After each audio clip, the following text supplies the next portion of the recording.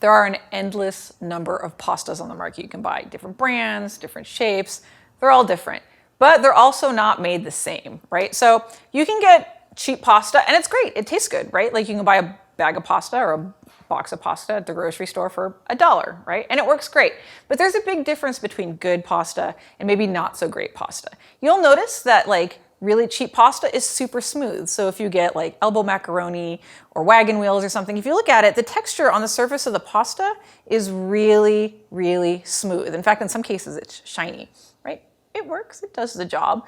But if you buy more expensive kinds of pasta, if you look at them, you'll notice they're not shiny, they have like a texture. And in some cases, they can even look a little like elephant skin, right? Like it looks a little dry.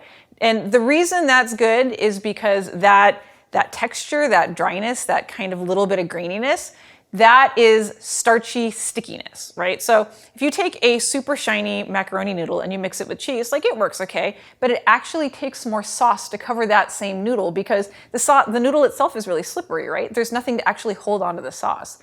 If you have a rough, more like textured pasta, like that starchiness on the outside actually creates more surface area. That actually gives the sauce something to adhere to so it covers the noodles more efficiently. The reason more expensive pasta looks like it has a texture on it is because it's extruded through brass cut dies, right? So you have an extruder, it looks like, you know, like a Play-Doh toy where you put the Play-Doh on the top and you push on the thing and it spits out like the little holes, right? And it makes like essentially like spaghetti, right? Well, it's the same thing when you're making extruded pastas, long pastas, or even, you know, shapes like these guys, these little wagon wheels. So when these pasta noodles are like pushed through this brass die, the brass creates a texture on the noodles, and that's why they're more expensive, but that's also why they hold on to sauce better. All pasta needs to be cooked to an al dente level of firmness. It literally means to the tooth in Italian, right? And what that means is it's not crunchy, and it's not completely soft either. It's like right on the cusp of done.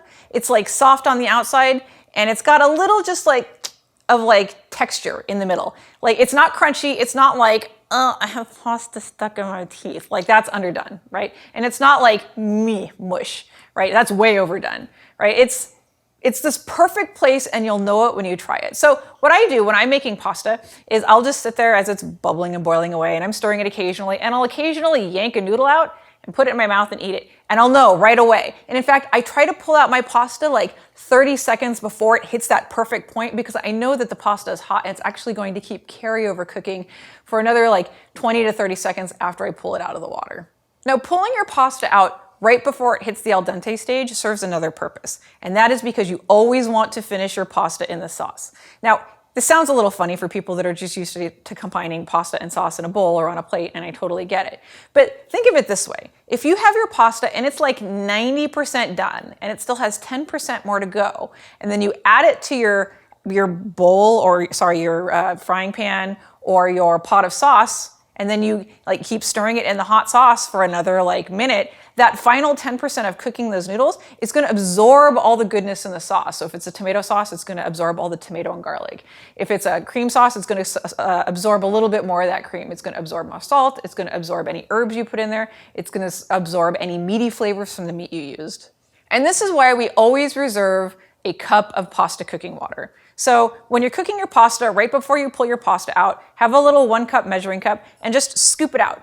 A little bit of water, put it off to the side. That water is gold. That water has a lot of like starchy goodness in it from the pasta, right? And what that does is if you add a little bit of that to your sauce as you're cooking your noodles, it gives the sauce more moisture that allows the noodles to absorb it, but it also adds a little bit of starchiness that will make your sauce super velvety. It's super important to know that pasta noodles do not like to sit.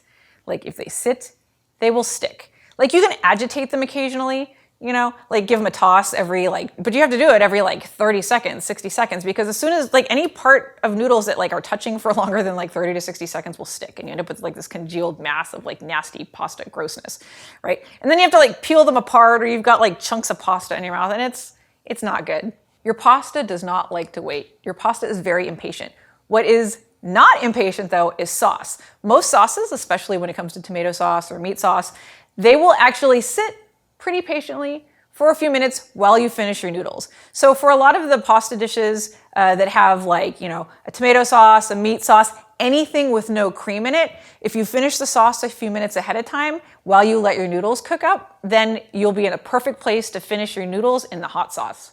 If you do end up with your noodles done ahead of time, don't rinse them, right? I mean, there's some cases where you do have to rinse them and the recipe will specifically tell you that. That's often if you're using, noodles for like a cold purpose, like a cold pasta salad.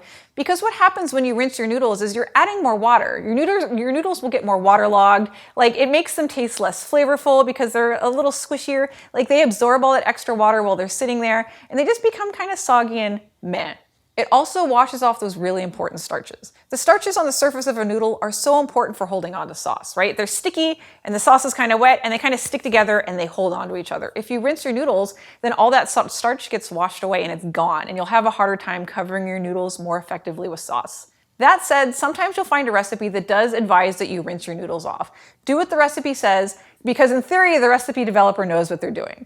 But in general, if it doesn't say specifically to wash your noodles, then don't wash your noodles afterwards. Just make sure that you time everything so that your noodles are the last thing done and you can immediately take them from the noodle pot into whatever you're going to be cooking them in.